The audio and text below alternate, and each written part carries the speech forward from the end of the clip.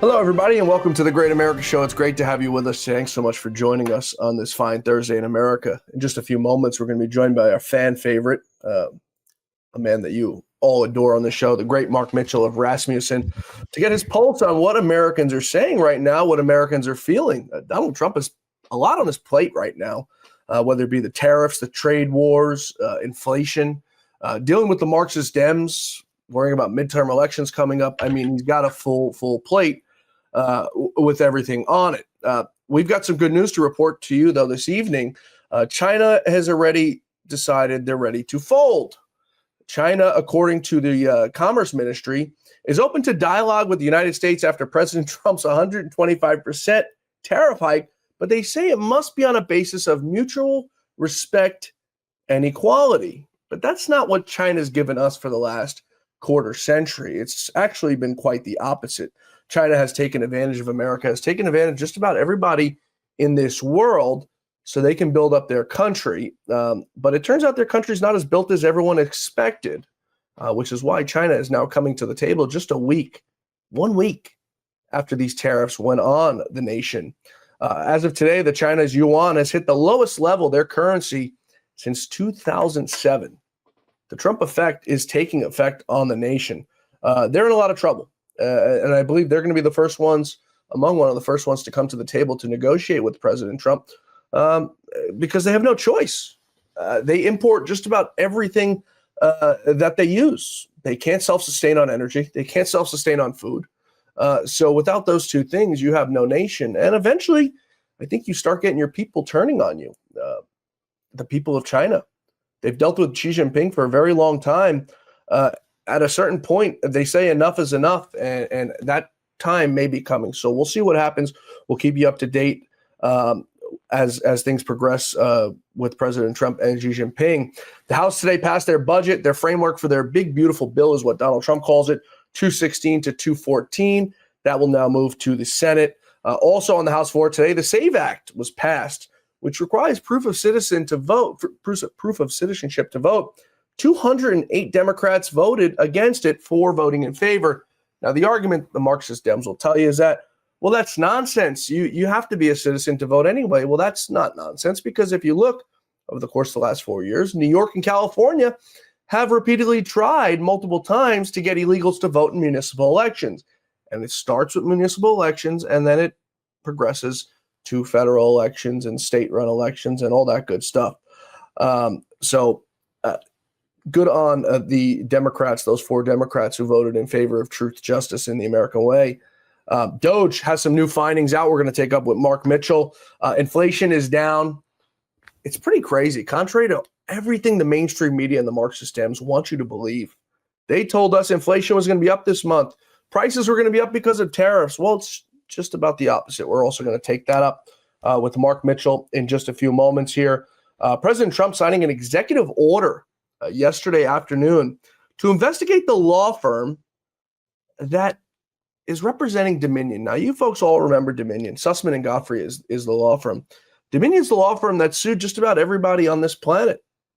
I was a witness in one of their lawsuits against Fox News, which Fox News settled for $787 million just as they were about to go to trial. Why would Fox News do that? They knew the election was stolen. They saw the data.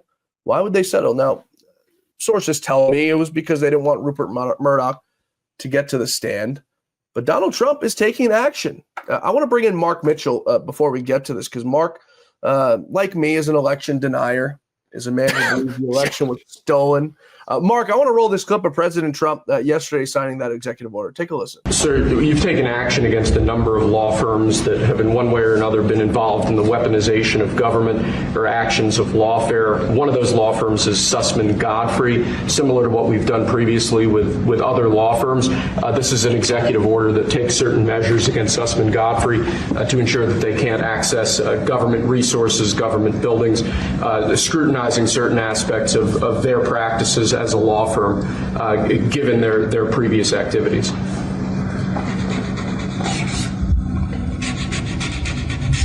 We've signed with many law firms, the ones that we I thought were inappropriate, and they've all agreed to pay $1 million.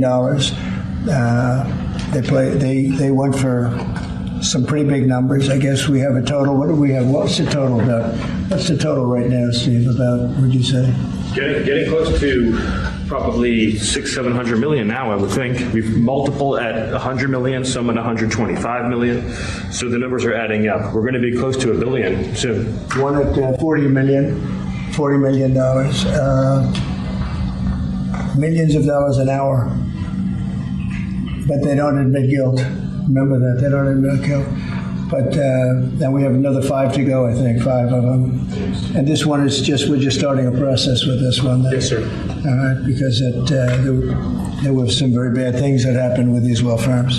And this firm is very involved in the election misconduct. Weren't they all involved in the election misconduct? I think they were all involved. Yes. Anyway, so they went from $40 million to $125 million, and most of them are at about $100 million. Right?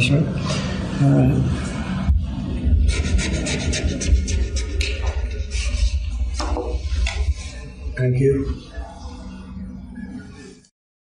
Mark, 787 million reasons, in my opinion, why that executive order was extremely necessary. Dominion has been running around afoul, Mark, for the last 5 years, suing everybody that they possibly can, trying to put everybody out of business. And they get away with it because we have this justice system in America that is so corrupt and so broken that all you have to do is find the right judge and you get whatever the hell you want. They go to Delaware. They got Fox in Delaware. They put us all through depositions, made us sit for hours of depositions, sued the hell out of people. Newsmax, they tried to put under. Fox rolled over on their back and settled. I don't understand why. Chris Krebs now, head of CISA, being also investigated. Your thoughts, Mark, as we were told, you and I were told by somebody very prominent just a few months ago, about a month ago, that the 2020 election was in the rearview mirror and it would not be revisited. Yeah, no, that's not what's going to happen. Donald Trump studied under Roy Cohn. There's no way that he wasn't going to get vengeance for what happened on, well, not just him, but the American people in 2020. It was a dark time. Yeah. A lot of people lost a lot of trust. You know, only like a third of people have confidence in the outcome of elections now, and it really got bad. And trust in the judiciary plunged as well. And so these are all very important signs. Now, on Dominion, I will say part of the problem with what happened is that people knew something was wrong based on all of the things like the fact that Biden lost like 19 out of the 20 bellwethers and blah, blah, blah, right? All of this stuff. And they were looking for people to blame, and they don't understand how absolutely systematically corrupt this is in so many different ways. It's not like one person sitting behind a door just fixing the elections. It's an entire like confluence of many, many, many factors. Loose accountability of passwords, people kicking out observers, like, you know, things that they've been doing for a long time, trucking people around, like low level fraud, people just filling out multiple mail-in ballots, just everywhere, all compounded. And so when you say, oh, well, it was Dominion may have standing to sue you for libel and slander because maybe it was just, well, yeah, their machines didn't have the right level of accountability, but it was manipulated by somebody at a local level, right? Like that's part of the problem. And what we're finding out now, and the big, in my opinion, happening is that a lot of people who followed this closely have had a very centralized theory that even though there's all these distributed levels, you know, of fraud, there is some aspect of planning that goes into it. And so let's take a look at who Chris Krebs was and what he famously said. And the fact that now he's in the crosshairs, I think, is a very, very big signal, because CISA is not, you know, a private government. It's not a local, you know, election official. It is the head of a federal agency that has the ability to, I mean, I think it's happening. Like that was a really big thing for me. I sat in a deposition. I don't even know if I'm supposed to be talking about this, but I really don't care. I sat in a deposition, Mark, and the lawyers for this law firm, I forgot what it was, that was interrogating me. And by the way, I have lawyers representing me, Mark, and they came to me before the case and they said, we want to spend a few hours preparing you for this deposition. And I said to my lawyer, a very, very nice guy, stand-up guy, I said, there's no need for that. And he goes, what do you mean? I said, I'm just going to go in there and tell the truth. There's nothing to prepare me for. They're not going to catch me in any lies because there's nothing to lie. They have all my text messages. They have all my emails. I stand by what I said. I stand by the work that I've done. I did a lot of research into that election and to those voting systems. I said, so there's nothing to prepare me for. I said, we'll go into that deposition. We'll have some fun. And this man looked at me like I had 100 heads, and he was terrified. I can tell by just looking at me, because I was ready to go in there and I was ready to have some fun. I said, they're going to waste my time by pulling me in here for 7-10 hours. I'm going to waste their time. So they get me in there, Mark, and they come up with Chris Krebs after, a certain line of questioning. And I believe they started out with his credentials without telling me his name. So they tell me his credentials, would this be a man who would have great credibility? And they don't tell me his name. And I go, yeah, it sounds so. They go a little further. Is this a man you would trust? Yeah, absolutely. And they said, well, this is Chris Krebs, and he was the head of CISA. Okay. They said, well, would you be surprised to know that just days after the election, he came out and said this was the most secure election in the history of the country? And I looked this lawyer in the eye, and I said, are you really that stupid? And my lawyer looks at me out the corner of his eye. I said, you expect me to believe that they counted over almost 200 million votes, and just days later, they come out and say it was the most secure election? I said, you file a tax return every year. Yeah. How long does it take you to get a refund? Or how long does it take you to find out how much you owe? It doesn't take just days, right? I said, you can't get a parking ticket mailed to you in just days. Yet we're supposed to believe that it was the most secure election in history just on the basis of someone saying that? I said, as American people, we're skeptical. As human beings, Mark, we're skeptical. Yeah. You touch the stove when you're a kid, even though you know it's hot and you're told you're not to do it, right? Because you're skeptical. Is it really hot? Yet we're supposed to believe just days after that this man tells us it was the most secure election. I said to this lawyer, I said, that makes Americans question even more that the thing was rigged and that there was something wrong. And this guy looked at me like I was crazy, Mark. Yeah, they don't get it. Was this in D.C.? No, this was in New York. New York, yeah. He came into New York just to see me. The elites, man, they don't understand. They don't understand what they did to their own authority. And, part of it was COVID. Part of it was the election theft. Part of it was just, years and years of just open criminality by people in Washington, D.C. People are not held accountable. And then here we are. It's like, no, don't tell me a credential. I'm not going to believe it. Right. I'm not going to believe it. That's why Trump, it's like the only person that people trust. It's why he got elected. There's no more trust in authority. Yeah.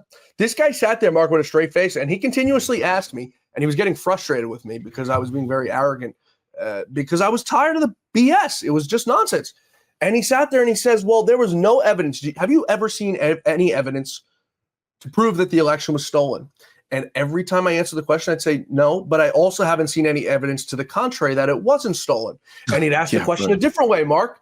And I'd say the same answer. There's no evidence. I said, how are you supposed to get to the bottom of a stolen election? Now, at this point, Mark, we had known that William Barr lied when he said that he investigated the election. Yours and I, a friend, Tony Schaefer, told us the story many times about how William Barr fired him from investigating election claims when he came forward with Jesse Morgan, who we're still trying to get on the show to this day.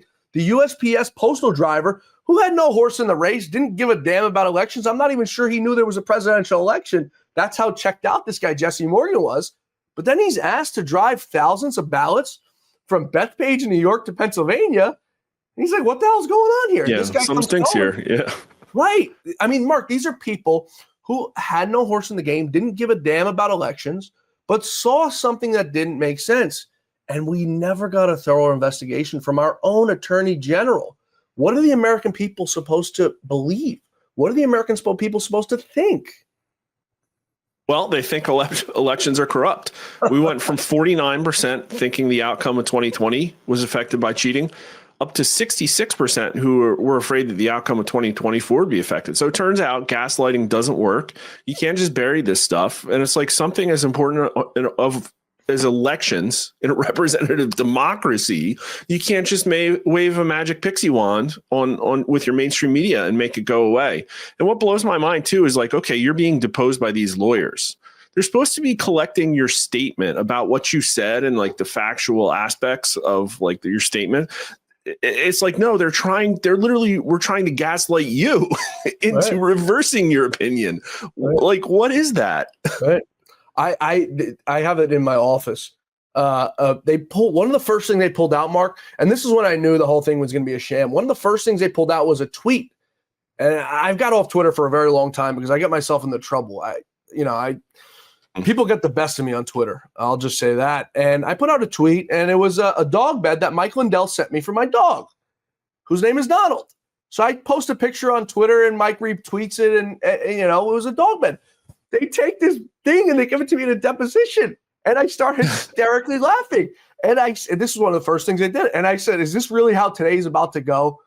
Do you know Mike Lindell?" Of course I know Mike Lindell. "What do you have to tell us about this picture?" And I go, "It's my golden retriever who's named Donald. I named him after Donald Trump, by the way." Made their heads explode even more. Sitting on a dog bed. But that's what they did, Mark. These people tried to bully and coerce people into not talking about it. Look what Fox News did, those cowards. They canceled Lou Dobbs and they fired Tucker Carlson. The joke was on them because they paid out millions and millions of dollars, in my opinion, in contracts. They had no choice to, but it was to sideline them. It wasn't they didn't care about the money that they had to pay out Tucker. Tucker was probably making $20 or $30 million a year. They had to pay out a 4-year contract. I don't know what Lou Dobbs was making, but I have to assume he was making a lot of money, and they had to pay out these contracts. So it wasn't about the money that they had to pay out. It was about shutting them up. It was about showing Dominion, look, you yelled at us and we capitulated. We're sorry. We made it stop. But you know what? Lou Dobbs came out. He started the show and he continued. The first show back was talking about election fraud. It didn't stop. Tucker Carlson's still out there. What are they going to do? Are they going to silence us and bully us some more? The gloves are off. The masks are off. People don't care anymore. They don't care, Mark. Yeah, and I'll tell you what, Fox News paid a price for that beyond just the dollars. Oh, yeah. We actually polled on Tucker like after he was fired. I think it was the week after. And among Republicans, Fox News favorability was only 61%. Wow. Tucker Carlson favorability was 71%. And 44% varied compared to 27% for Fox. So people trusted Republicans trusted Tucker Carlson significantly more than Fox News because of that event. And I think, hey, their ratings are still doing okay. But you got to wonder, like, how many MAGA people, like older folks, watch Fox News every day are like, you know what? I'm going to follow Tucker to the internet. I'm going to follow Tucker to Twitter. I'm going to get engaged in new forms of media. And it's like, I think Fox News lost a significant amount of their impact when they did that. Yeah. People are tuning out. It's the reason why people tune into you every night, Mark, that you do a show. It's the reason people tune into me every night. I ask myself every day, why do people watch me? Why do it's a question I try to answer and I ask other people to answer. Why do you, the audience, tune into me every day? Why are there millions of you who listen to me? And in my opinion, and it's because, in my opinion, it's the thirst that people want truth. They want uncensored truth. They want something without a filter. They don't want us sitting here shoving stuff down your throat. That's a bunch of nonsense. And that's what you get with the mainstream media, Mark. There's very few shows at Fox News who were allowed to run autonomously. And they hated the fact that one of them was Lou Dobbs. And Tucker, I used to talk to Tucker almost every single day. And he was the same way. If they told Lou Dobbs, you have to run the story, Lou would say no. And it was pretty much every time they gave him an ultimatum, he'd say, I'm here at your will. If you want to get rid of me, go ahead. And that's why, Mark, people are so thirsty for shows like you and I. Yeah, it was a failure of journalism. Imagine a journalist being beholden to nation states or financial interests or, neo-global or whatever, right? Yep. They shouldn't be beholden to anybody. And so now people are seeking out folks like us. And I think one of the reasons is because I can plausibly convince people that we do not have any ulterior motives. Yep. Company's got 4 people in it. and I don't even have enough money to invest in the stock market. So it's like, I'm not doing this because of money I got from Russia or whatever. And it's, I think you see people lose their credibility awful fast when it turns out that, they have ties. We don't have to name names, but there's been a lot of many recent examples. Getting money from Russia. Before we go to break, while we're on the topic of election integrity, the SAVE Act this passed Congress. Now, this is something Darrell Issa put forward of California, something very simple, Mark. You have to be a citizen. You have to prove. As of coming up, I believe on May 7th, if you want to fly in America on a United States route, you had to do something called an enhanced license, where you had to go to the Department of Motor Vehicles and you had to get put on your license. You had to go with your birth certificate and you had to go with a passport. And on the top of your license, I'm looking at it now, it says enhanced driver's license. Okay. So now all of a sudden you have to be a U.S. citizen and prove you're a U.S. citizen to get a U.S. ID to fly. But for 208 Democrats in the House don't think that it's necessary to be a U.S. citizen to vote in our elections. What do the people say? I mean, the people want it overwhelmingly. It's like a no-brainer. Like this would be a bipartisan smash hit. Is requiring photo ID to vote reasonable to protect the integrity of elections? 77% say yes. 17% say no. So, 23% of Democrats say no, but 69% say yes, 86% of Republicans. Only 56% of liberals say yes. That's kind of weird. But I mean, it's like reach across the aisle, get it done. And it's just one of those things where it's like one of those things that, again, very simple, basic. Like, this is a democracy. People care about their votes. And I'll have to apologize, too, for Speaker Mike Johnson. I've been a little harsh on Congress over the last couple of weeks. For them to just I thought this was one of those things that was just never going to get to a vote. They're all just going to keep talking about it. And there it is. And then not only that, they're on the verge of, did the budget pass? Did it pass this morning? Yeah, it passed the House. Yep. Yeah. And what it turns out is that actually it's like, the Senate, where a dollar buys you a lot more influence than in the House. Yep. Senate turns out to be the one necessarily that might be standing in the way of some of these things, balking at stuff like Darrell Issa's bill to prevent judicial overreach. Yep. And so good job, House. Take your W. In your defense, though, Mike Johnson, he's been there since January 1st because they were to work before Donald Trump got sworn in, and he's done absolutely nothing. So, I mean, you have every right to question what the hell he's been doing. He's got to prove himself, man. These 2-year cycles are very, very short. They got to get a lot of work done and stop wasting time. He's got to stop worrying about what the Democrats are going to do or who's getting impeached or who they're going after. I want to take a quick break here in return. I want to talk about that budget, that big, beautiful bill. I want to take up the tariffs on China, Doge's new finding, inflation. And Donald Trump turned back on the water, not to California, but in households. We're going to talk all about it. We're also going to talk about Mark Mitchell and this monster he's creating. We're going to save that to the end of the show. But he's created a monster in the Democratic Party, and I have a real issue with Mark about this. We're coming right back with Mark Mitchell of Rasmussen Reports, folks. Stay with us. You're still looking good. I'm still feeling good. I've got all your MyPillow products. Mattress topper, bed sheets, MyPillows, towels, slippers, blankets. I'm interrupting this commercial to do something I've never done before. Get 2 MyPillows absolutely free on orders of $100 or more. I can't do this forever, so get on board with this great sale today. Our best-selling 6-piece bath towel sets or kitchen towel sets, just $29.98. Our famous standard MyPillows only $14.98. Queens $18.98. King size only $1 more. Body pillows $29.98. Multi-use MyPillow 2.0s with pillowcase $9.98. Save $40 on our Spring Percale and Giza Dream bedsheet sets. Any size, any color. So go to MyPillow.com or call that number on your screen. Use your promo code to save up to 80% on all MyPillow products. And when you spend $100 or more, get 2 standard MyPillows absolutely free. Folks, we're back with Mark Mitchell of Rasmussen Reports. I call him Mark Rasmussen. Maybe I can get him to change. I got him to change his name on Twitter to Honest Pollster. Maybe I get him to change his name to Mark Rasmussen. We'll have to talk to the wife about that, Mark. Yeah, I'm not opposed.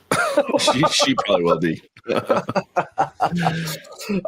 the House this week passed that big, beautiful budget, the framework for it, 216 to 214, another tight vote for the House, which is why Congresswoman Elise Stefanik had to come back to the House and ensure that the Republicans have the votes they need to push forward the Trump agenda.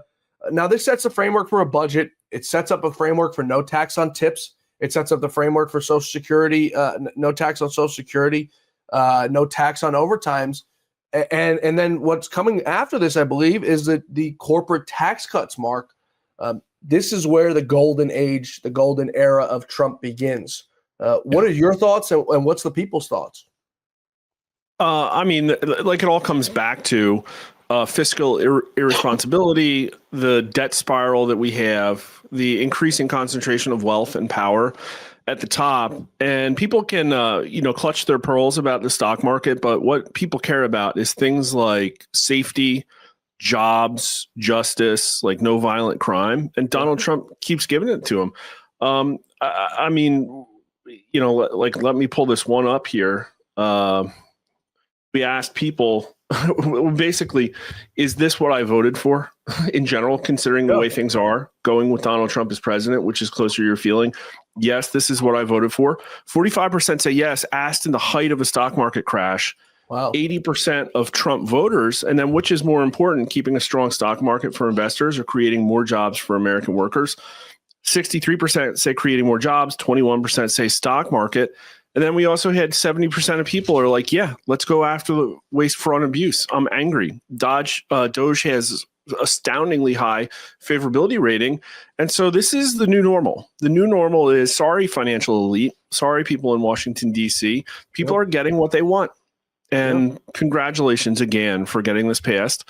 I guess it has to go back to the Senate for some edits. I don't know, but this will be a pretty big win. This might actually juice the markets. You hear people say, and I've been saying it, this is about Main Street, not about Wall Street anymore. It's time for the American people to get their dignity back. So many people lost their jobs. So many people lost their dignity and everything during COVID. So many people lost their houses and with money in the market and people selling out, early and all that stuff. People, who aren't educated in the markets and, cashing out early because they were terrified. And it's not any slight at them. When you have $250,000 or $300,000 in your retirement and it's in the market and you see this thing absolutely collapsing during COVID, you, in some cases, have no choice. So, like I said, it's to no blame of their own. This is to blame for China, which brings up our next topic. The China yuan, lowest point since 2007. China's Commerce Ministry now says they're in favor of meeting with Donald Trump to talk about, quote, equality and a mutual respect basis for trade. Mark, what respect does China, and I have to keep repeating myself because I don't want people to tell me I'm a xenophobe or a racist. It has nothing to do with the Chinese people. I feel for them because they're living under a dictator and a communist regime over there. I feel for those poor people. But this is what they get with Xi Jinping. The people need to revolt in China. So they want to come to the table, but they want respect. What respect has China earned from us over the last quarter century? Well, if they wanted respect, they should have treated American workers and the American economy fairly before Donald Trump. Yep. Because I can tell you what, Donald Trump becoming the candidate for the Republicans in 2015 was not the first thing that ushered in Americans' distrust of China. I can tell you that. Yep. We asked as far back as 2007, I think, is China an ally or an enemy? And very, very, very few people said ally. And enemy was about the same number. It was both in the teens. And so everybody said, well, China is somewhere in between. And over the years, it got up to the point where more than 2-to-1 people would say China is an enemy, not an ally. And we asked all kinds of questions like, what's in is China's best interests in the best interests of America and its workers? And the answer is like, no, in the 70s. Yeah. So people knew. What's different now in the Trump years is that people are starting to understand and wake up to the fact that China is actually an enemy. We got up to 50% of people now who say China is an enemy, and it's, I think the last time it was 12% who said it's an ally. And so these are really uncomfortable facts that Americans believe this now. It's not Donald Trump. And this is our, most favored nation, biggest trading partner, blah, blah, blah, on which our economy depends. 71% of the crap you buy on Amazon comes from China. Yeah. And so there's no easy way to unwind this thing. There's just absolutely not. And, the days of respect are over. What does it tell you, Mark, that 18 years ago, the voters were overwhelmingly, in 2007, 18 years ago, the voters were overwhelmingly skeptical of China. Yet it's taken, from that 2007, it took 9 years for Donald Trump to come in, or 8 or 9 years for Donald Trump to come in and save the place. The voters are, I mean, evidently and obviously smarter than our politicians because they're the ones who have gotten into this mess. What would America be like, Mark, if we nipped it in the bud in 2005, in 2006, or 2007, or even as early as George Bush, and we nipped this thing in the bud and we never let China get to the world power, the dominance that they're at? What do you think America and the world would be like now? Well, I'd have to say that Donald Trump actually gave America a chance to nip it in the bud, not in 2015, but in 2012. Didn't he actually signal that he intended to run for office in 2012? But I'll tell you, I'm looking at an article right now that says Donald Trump says China created global warming in order to gain the upper hand on America. This is a 2012 article. So this has been part of Donald Trump's plan for America for a very long time. And what it comes down to is what is keeping things like this, ideas like this, out of the hands of American voters. And it's this two-party uniparty in Washington, D.C. that's always got its self-interests, above the American voters.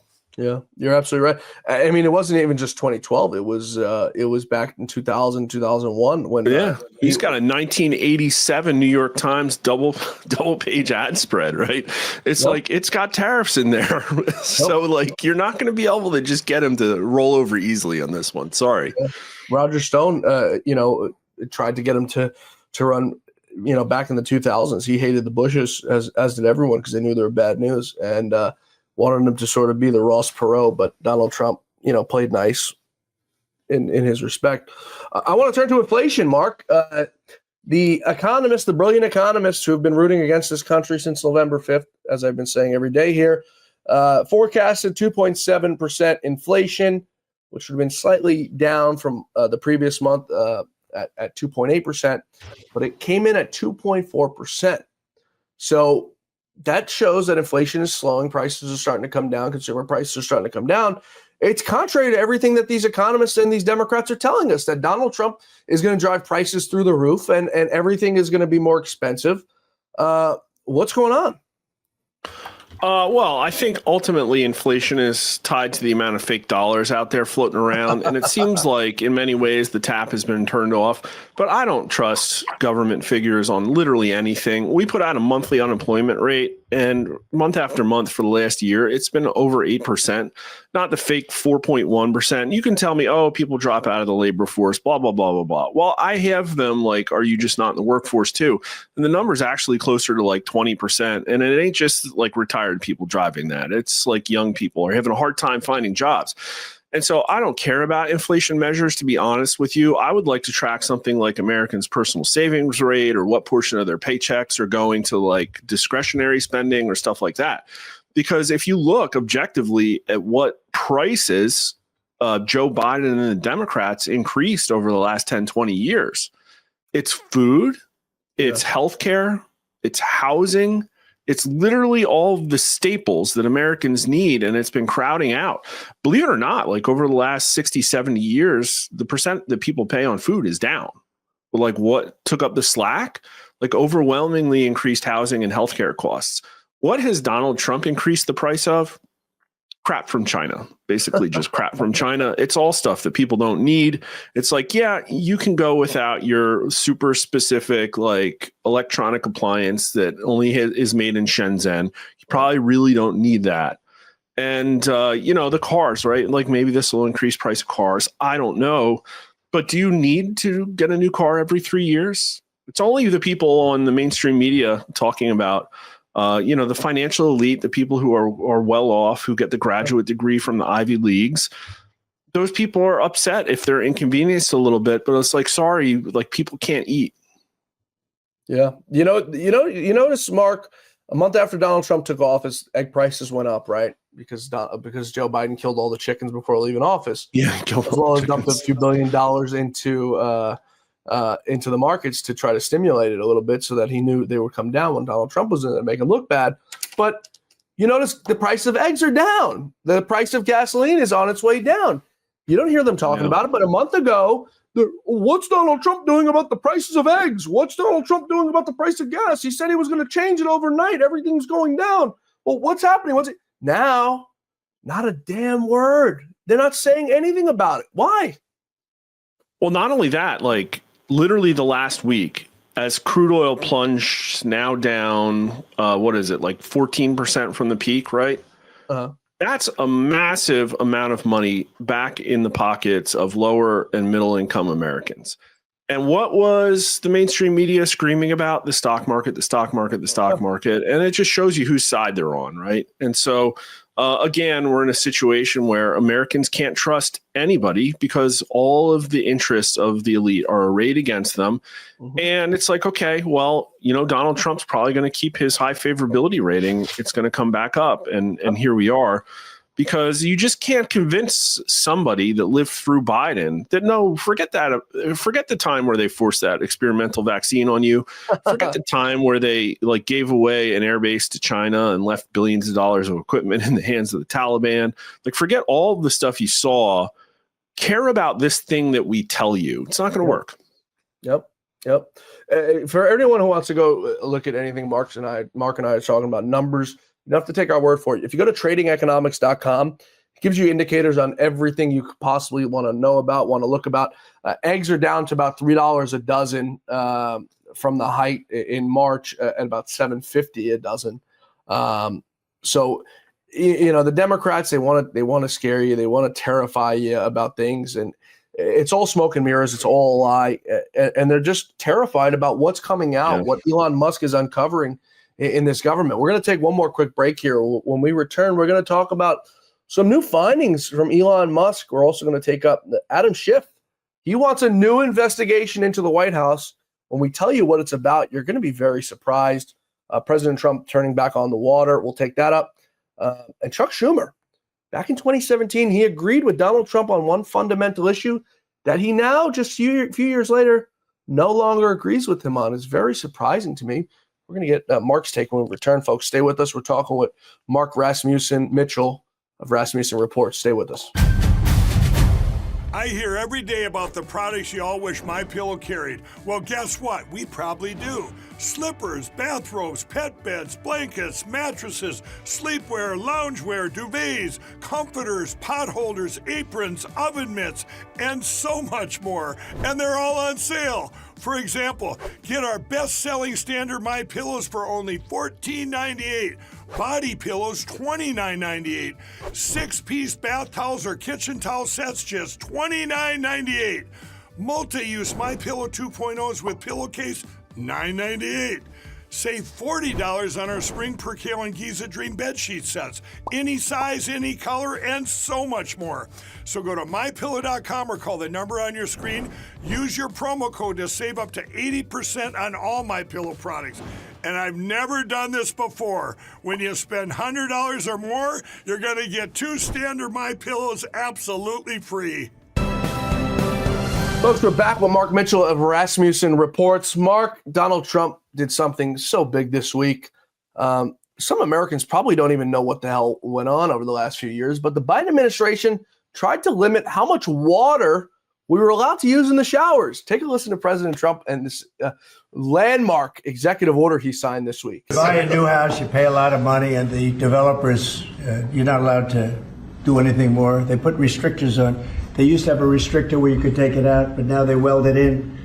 And you take a shower or wash your hands, whatever you do, including dishwashers where no water comes out. But you wash your hands, and in my case, I like to take a nice shower to take care of my beautiful hair. I have to stand under the shower for 15 minutes till it gets wet. It comes out drip, drip, drip. It's ridiculous. And what you do is you end up washing your hands 5 times longer. So it's the same water. And we're going to open it up so that people can live, and we're going to hopefully have Congress approve it so it's memorialized. Can you imagine, Mark? By the way, I could attest Donald Trump's hair is very real. It's very real. It's not fake, as most. Yeah, people. it's still hanging in there. I hope to have that much hair on my head when I'm his age, because I already feel it going now. The hairline's receding. I can't even look at pictures from 5 years ago because it's moving back inches. But can you imagine, Mark, something as stupid as limiting the water on Americans? Yet we have California who can't get water in their damn fire hydrants, but we're worried about how much water people are using to wash their hair. Yeah, this is the kind of thing I wish we were in an age of peace. So I could ask questions about things as inconsequential as this, and like, you know, it matters to people, right? Like getting plastic straws back and stuff like that.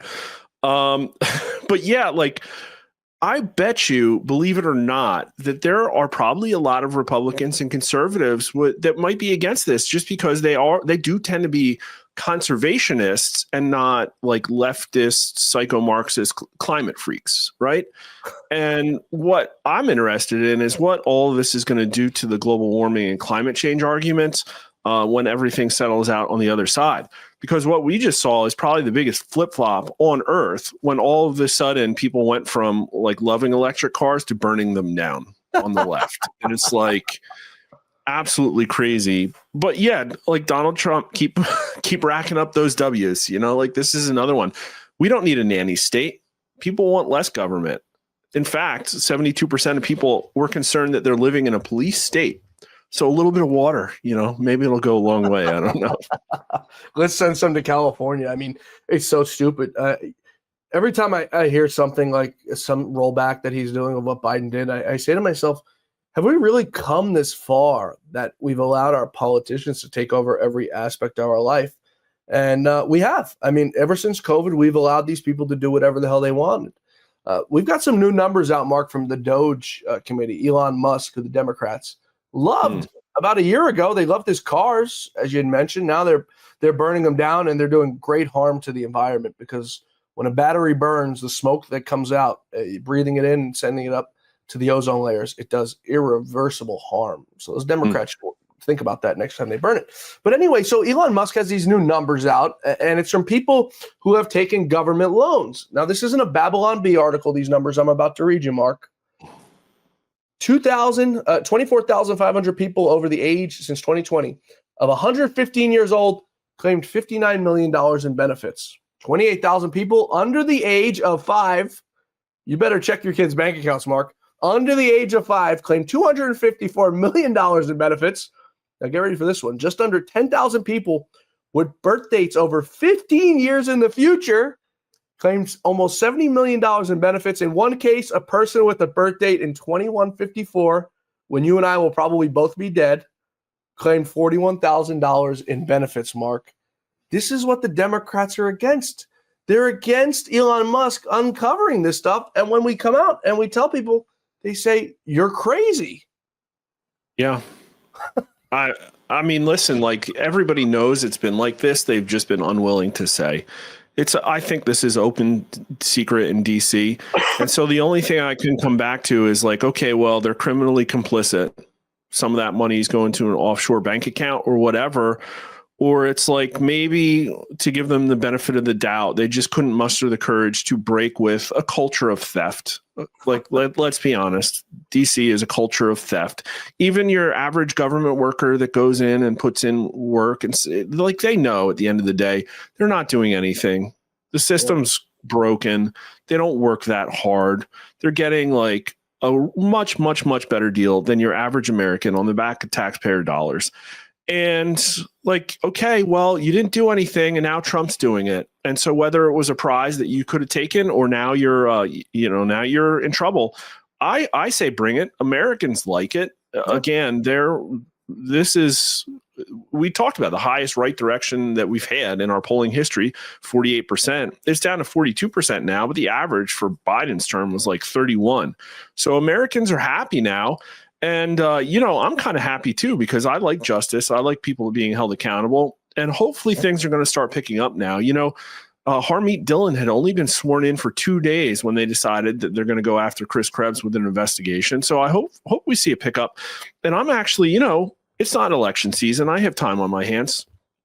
I would work I'm a fan of smaller government, but I would love to see some new agency to go after like all of the financial flows that all these people have and all these offshore accounts, that like, let's get some Panama paper kind of stuff. Like, let's really blow up what's actually going on here. I think voters would eat it up. Yeah. But things would have to be done to these people, and I don't think we're ever going to see any sort of justice to these criminals and these crooks. The thing about it too, Mark, is today everything is paper traced digitally, right? So the way these guys at Doge are working, it's all algorithmic things. They're able to plug in algorithms in their flows and their charts and able to detect something that doesn't seem right. It's not even going through every individual person. They're able to just algorithmically pull things that aren't kosher, things that don't look right. And it's as simple as that. So it's not something that's going to take years to figure out. It's something that takes probably hours, days, and weeks. But will we ever see any sort of repercussions? I mean, when was the last time we ever saw anyone held accountable for criminal acts against this administration, for criminal acts against America?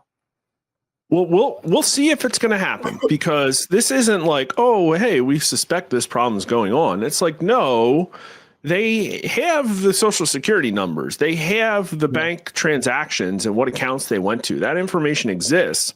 And I'm pretty sure that Elon said in that Brett Baer interview that they're referring all of these things to the Department of Justice. So my understanding is the ball is in Justice's court. And I guess we can insert the part of the conversation here where we all complain about Pam Bondi, and I would too. But it's like, okay, well, it is the gears of justice grind slowly. I understand that. Dan Bongino making his tweets out there, trying to temper everybody's expectations. But I would love to see more out of Doge. Force justice's hand. Tell us how bad it really is. Give us the Epstein documents. It's all we want. It's all we've been waiting for. It's not too much to ask for, Pam Bondi. Let's have a little fun now before we wrap up the show. CNN guilty of something, and it's going to hurt their audience. It's going to hurt their viewership numbers. Bernie Sanders was in a town hall with Anderson Cooper last night, and Anderson Cooper made a very, very big mistake, Mark. Paul, we're back with Senator Bernie Sanders. I want to introduce Grace Thomas. She's a local civil rights attorney. She's a Democrat. Grace? They them pronouns, actually. Thank you. Oh. Good evening, Senator Sanders. Polling and turnout data indicate that men of all racial demographics are turning away from the Democratic Party. But of course... Mark, what does that even mean? I don't know. Apparently, it was a cardinal sin.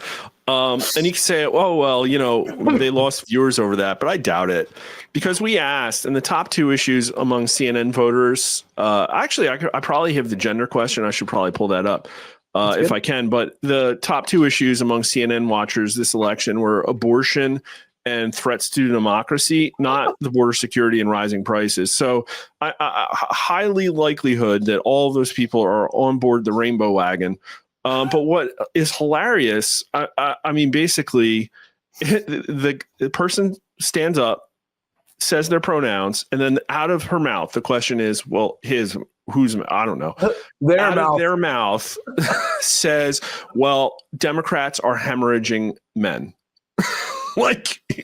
Yes, you just proved your point. Why is it happening? It's because you're the party of this craziness. And I think they said she was an attorney, right? Oh, I didn't even hear that. Yeah. Let's roll it back. Paul, we're back with Senator Bernie Sanders. I want to introduce Grace Thomas. She's a local civil rights attorney. She's a Democrat. Grace? Go figure, a local civil rights attorney, and she's a Democrat. Could you have guessed that? Oh, yeah. Well, here's my guess, right? She's probably on the taxpayer dole through USAID funding to an NGO that does LGBTQ civil rights stuff. That's my guess. And I'm probably right. I'd place a wager that you're right. So how big of an industry is that, really? Suing people for being misgendered? I don't know. Well, CNN may have a lawsuit on their desk, and it's about time from them, whatever their name was, that civil rights attorney. Words are violence. Absolutely true. And words have consequences is what Dominion told us. Mark, back in 2017, Chuck Schumer was on board with everything Donald Trump had to do with tariffs. Take a listen to Schumer in 2017. He sounds like Trump Jr. I tend to more agree with President Trump than I did with President Obama on Bush on trade. The whole idea for China manipulating their currency, I learned about them when I visited with Macni I visited Crucible Steel here in Syracuse, and they were telling me back then how their steel products had an unfair advantage because China was manipulating its currency. That's how the whole issue came to the fore, because I happened to visit Crucible Steel back in 2004 or 5, sometime like that. So I hope he's really tough on China, on both North Korea, and on treating us fairly in terms of trade. So what changed from 2017 to now? I mean, probably most of them somehow got co-opted by China, indirectly or directly through those little trips they take. I don't know. I think a lot of it's that, but a lot of it is just the beauty of where, and again, Trump's been banging these drums for a very long time. And it's not that I think Americans weren't ready for his platform, but his platform was all there, ready to go when things finally got bad enough for us to actually have a populist uprising. But the position the Democrats seem to be forced into is that it's not like, hey, we have a different set of policies and we think that they're better. It's literally Trump's forced them into arguing in favor of 20% positions.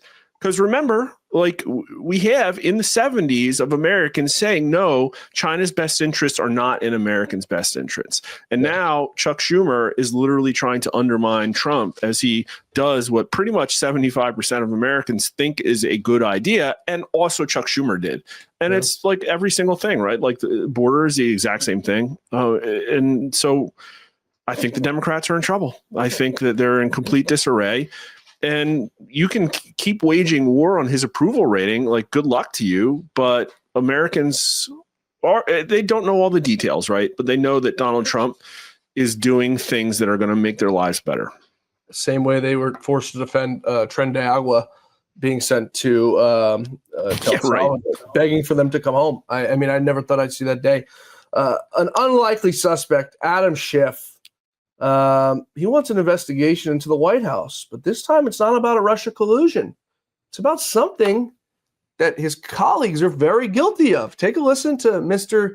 Adam Schiff. Absolutely. I'm writing to the White House to demand who knew in advance that the president was going to once again flip-flop on tariffs, and are people cashing in? There is just all too much opportunity for people in the White House and the administration to be insider trading. Now, I don't know what happened there for everyone joining us on video. There was some sort of anomaly where it blew up Adam Schiff's head very, very big and made his neck some anomaly, right? very small. I'm not sure if my computer's being hacked or we're being hacked here, but here's the quote. Adam Shifty Schiff. Can you believe this guy? He's got the smallest neck I've ever seen and the biggest head. We call him watermelon head. Well, that's what that video depicted. I'm not sure how that got in the video folder, but we're very sorry, Senator Schiff. But I mean, that's unedited footage. Of course. From the great Dan Scavino, a good friend of mine. Schiff, he wants to go after insider trading. Where has he been for the last 5 years? Well, Nancy Pelosi, her husband and his boyfriend were making hundreds of millions of dollars. Yeah. Plus, he goes to Congress for a measly $200,000 a year paycheck. Does he have the power to even call for anything? Who's that, Schiff? Yeah. No, I mean, he's got the CNN panel and the MSNBCs of the world, but no. Exactly. There's not going to be an investigation. So the only time that a Democrat's going to go after something that will implicate Democrats is when they don't have the power to do it. Put it in the book. That's what it is. And so it's just, again, playing tricks, disgusting virtue signaling. And I don't know if that's just desperation or business as usual, but I think there's probably stuff they could go after Schiff for. Like Crossfire Hurricane. So I understand that some documents may have actually been released about that. We might see some stuff. This is one of those things that I think Trump has on his punch list that he's not going to just forget about in the interest of being conciliatory to the opposing party. Yeah, you're absolutely right. It's one of those things, like you just said, Schiff. Yesterday on Twitter, I see Ted Cruz, and I like Ted Cruz as a senator, but the virtue signaling and the BS has got to stop with these people. He posts a video talking about China and the tariffs. He says, quote, I urge President Trump to focus on two things, China and reciprocity. He did, and today's announcement was terrific news. And I sit there and I'm like, do you think Donald Trump is listening to you? I mean, the BS and the lies that you guys put onto your constituents, I told Donald Trump to do that. Donald Trump doesn't listen to anybody. You think he's listening to you? Well, I'm looking now. I'm trying to find on his Twitter feed that actual quote, because I think what I'm probably going to see on Twitter is that people are ruthlessly ratioing him and dunking on him for breaking ranks with Trump. And so Twitter isn't necessarily the real world, but I think Twitter is the core of like conservative thought right now. And so I think he's smart enough to know that. And so what's wild is it's like he's not going to have any effect on Trump. He's just going to piss off Twitter. He's not going to make himself any fans within voters of his own party. Yeah. And so why is he doing that? Why is he doing that? And the only thing I can come back to is, well, he probably has some financial interests that are screaming at him on the phone. And so he's putting in a token effort to make people happy. That's the only thing I can come up with. Like, do you have an alternative theory? Well, this goes back to what we spoke about last time, his wife in Goldman Sachs. Did you forget about that? Yeah, I did forget about manager for Goldman Sachs, Mrs. Heidi Cruz. Yeah, the senior vice president of client relation growth. Yeah. Oh, man. Yeah, I bet you they're super mad right now. I actually said this is probably the maddest billionaires have ever been. Right. You hear these people saying, well, Donald Trump's all for the billionaire class. He's doing it for the billionaires. That's all he cares about is the billionaire. He's literally hurt every single billionaire from Elon Musk to Warren. I think Warren Buffett's the only one who's made money through this whole thing. To Larry Ellison. I mean, all the billionaires are absolutely taking a slam and taking the face with this. So it's not about Donald Trump and his billionaire class. It's about Donald Trump restoring power to Main Street. It's not the stock market either, right? Like most of these people make money regardless of what the market does. But I think it's like the fact that they've spent the last 30 years investing heavily in a future, an economy that doesn't have American workers at the center of it. And so if Trump goes against that status quo, they're going to be super unhappy, not only that it's happening, but that their dollars and cents that they spend as investments on K Street aren't having a return. I think that's probably what's making them maddest. Yep, they're terrified. Before we wrap up here, Mark, I'm going to get to what's making me maddest about you. You've pissed me off lately, Mark. You're propping up and you're working for the Democratic Party. I'm convinced of it now. I never thought it would come to this. But you're propping up a very unlikely candidate for 2028. This is all to your doing. This is all because of your polling. Folks, take a listen to who it is. If you're a sports fan, you're going to know who this man is. Just want to let y'all know where I'm at. Not interested in running. Hope it doesn't come to that. But I was told I owe it to all of us to at least leave the door open. That's what I did. By the way, this Sunday, I'm scheduled to be on This Week with George Stephanopoulos on ABC. And practically every other network is called. They're apparently taking it very seriously. So I have no choice but to do so. It just comes down to that. It just comes down to that. When Stephen A. Smith runs for president in 2028 and beats out whoever the Republican nominee is, I am going to give you Mark Mitchell's address. Mark, what the hell's going on here? I had no idea it was going to get that big. Somebody came to me. It wasn't Stephen A. Smith. It was, I think, his friend or another podcast he's affiliated with or whatever. And they're like, hey, let's run a poll and see how he does. And I'm like, yeah, sure. And listen, I'll poll for anybody. I do not care. I will poll for like anybody who's willing to sign up for our ethical, limitations and pay me money and likes polling, and I will do it for you. And unfortunately, Democrats have never come to me. It's almost like they don't want honest poll results, but this one did. And I said, yeah, hell yeah, I do this. It's actually one of the funnest polls I've ever gotten to do because Stephen A. Smith does really, really well.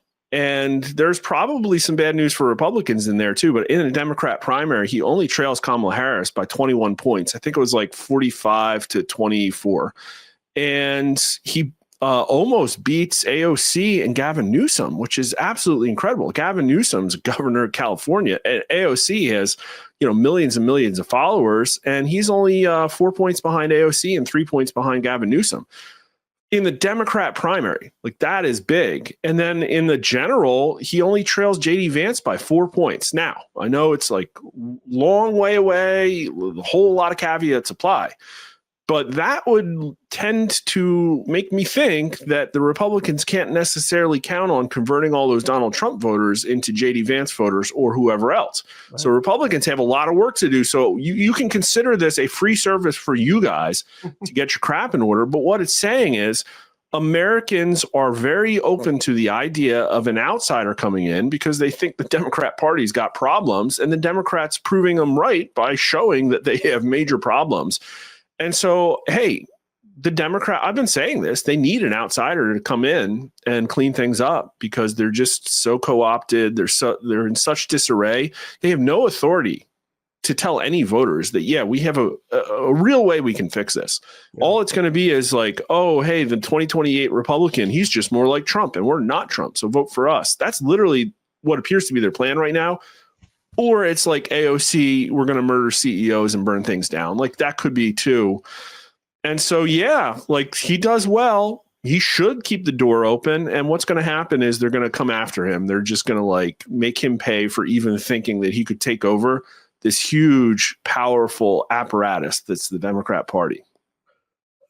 I mean, you could give the Republican Party the answers to the test, Mark, and they'd still fail. They're that dumb. They're that likely to screw up an open field.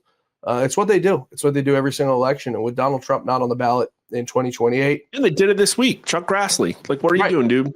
Right. They care more about fighting their own party to do it. The thing that scares me about Stephen A. Smith, I don't know the answer to this, and I'm going to see if you know the answer to it, is what percentage of the pop. Now, Stephen A. Smith is a sportscaster, like guy on ESPN. Yep. He's nothing more than that. Not a slight to him. That's what he is. He's a sportscaster. What percentage of the population, for him to be doing this good, what percentage of the population watches sports? I bet it doesn't correlate with how high his numbers are in the polling. Well, so in this poll, Republicans were more likely to say they watch sports, and Republicans had pretty high favorability ratings for him, especially the ones that said they knew that they were familiar with him. And more Republicans were familiar with Stephen A. Smith than Democrats. And so it's like he appeals to some of those people. Now, he will probably lose them, right? But he'll probably gain Democrats. 50% of Democrats answered not sure to his favorability rating. But that's what's crazy. Like among all likely voters, when you ask what Stephen A. Smith's favorability rating is, 44% said not sure. And yet he still is only 4 points behind JD Vance. So Democrats will literally vote for who they're told to. It all just comes down to, will he be able to get that top spot or not? And he does 11 points in a three-way with Harrison Vance. And so that's not nothing. It's less than RFK Jr. did back in December of 23. But what would happen if he ran as a spoiler is those people would just jump ship to either side as the election approached. So it comes back to that thing, right, where it's like the Democrat Party has a problem, but they're not going to let anybody in who will fix it. So that's my next question to you before we wrap up here. At what point does he become RFK and become public enemy number one? Because we've seen the Democrats do this time and time again. Happened to Bernie Sanders, happened to Tulsi Gabbard, it happened to RFK Jr. And it's what swayed these center-left Democrats towards the right. It's what brought RFK Jr. on to Donald Trump's team. They alienate anyone who doesn't subscribe to their bullshit, to their Marxist left ideology, where the planet's on fire, everything's on fire, you have to subscribe to what we're telling you, or you're out of here. At what point, does it come to that? Because you have to imagine the Democrats and Kamala Harris is absolutely terrified. I mean, Stephen A. Smith, he's a Democrat, but he speaks more clear and more concise and more to the point than any Democrat. And this is why I'm mad at you, but any Democrat that they have potentially in the field. You look at J.B. Pritzker. He makes Chris Christie look like a track star. You look at Gavin Newsom, the guy couldn't get water turned on in California. You look at Gretchen Whitmer, who faked her own kidnapping. You look at Kamala Harris, who can't form two sentences together. Who am I leaving out there, Mark? Do you want to run Joe Biden again? People would vote for him. I mean, like he's the most level-headed out of all of them. Yeah. Well, what it comes down to is the things that he is saying are things that are fundamentally like cardinal sins in the Democrat Party. He's calling for Democrat reform. He's talking about fiscal responsibility. And I think he's also open to like opposing the gender stuff. And so all that is non-starters, the same way that I could tell you back when RFK initially got 16% of the vote. It's like, well, first off, he came out of the gate with a higher Republican favorability than Democrat. And that's because in this current political climate, conservatives are more open-minded than liberals are for sure. And what I predicted is like he is incompatible with the Democrat Party. It's never going to happen. He's going to have to jump shift to the right. It's only a matter of when and how much political capital he still has left. Turns out the political capital he has left when he jumped ship was 4%. And so I think he helped Donald Trump gain about 0.5 to 1%, probably is the ultimate, but he secured himself an ability to impact things. So as Stephen A. Smith, if he runs as a spoiler, he's going to say things and he's going to probably be othered and ostracized, and maybe he'll get shoved to the right. I don't know. Like, how many times the Democrats have to keep doing this? We'll see. It's remarkable, Mark, because they're just as equally dumb. The Republicans have an edge on how dumb they are. But the Democrats are just as dumb. They've moved further left, and they keep moving further left. And the Republicans sit, and are at war with their own party. It's what they do. But as we wrap up here, Mark, I always give you the last word. Your outlook on the weeks and the months ahead on the direction of this country and where we're going. Jeez. No, you're spot on about Democrats and Republicans there. The difference is that Democrats are still very heavily centrally led, and the Republicans are a distributed organization that at a grassroots level is just trying to win. They don't care how. And for them, that means, well, we'll just run a squishy moderate, try and throw national dollars at this candidate to get them through. And that's not the way you change anything. So it's not going to work out for them. And they got to get their crap together if they want to do well in 26. I think what we're in for the next, couple weeks or months is sheer and utter chaos, and I love it. And I hope to see more of it, and we'll see what Americans think about that stuff. So come to Rasmussen _ follow us. Yeah, on Twitter, Honest Pollster, Rasmussen reports on YouTube, Rumble. For our Rumble audience, we encourage you to go follow Mark. He does a show 3 times a week. You should join him. Always insightful. He breaks down all the polls. He has a lot more time than our little short hour here to talk about everything that's going on and everything we need to be worried about, both as Republicans, independents, and as a country, because the Democrats mean to destroy this country. And if it wasn't for Donald Trump on November 5th, you could bet your bottom dollar we'd be on a collision course. This whole little stock market setback, it's nothing compared to what could have been. So what did Kamala Harris say? Unburdened by what was and couldn't have been and what should have been? Something like that. Close enough, right? Folks, you get the point. Donald Trump saved us. Give the man some time. I keep telling you this. We're not out of the woods yet. No. Give the man some time. He's going to save this thing. Mark Mitchell, we'll talk to you soon. Yeah, this is great. Thanks. Thanks to Mark Mitchell, and thank you all for being with us today here on the Great America Show. Please be sure to follow Mark Rasmussen polls. As I said, YouTube, everyone on Rumble, please go follow him. And on Twitter, you can follow Mark, Honest Pollster. Always insightful talking to Mark. We always learn a great deal. Folks, we'll see you back here tomorrow for the Great America Show, where our quest for truth, justice, and the American way continues. Same time, same place. Until then, may God bless you. May God bless America, and may God bless the great Lou Dobbs. We'll see you tomorrow.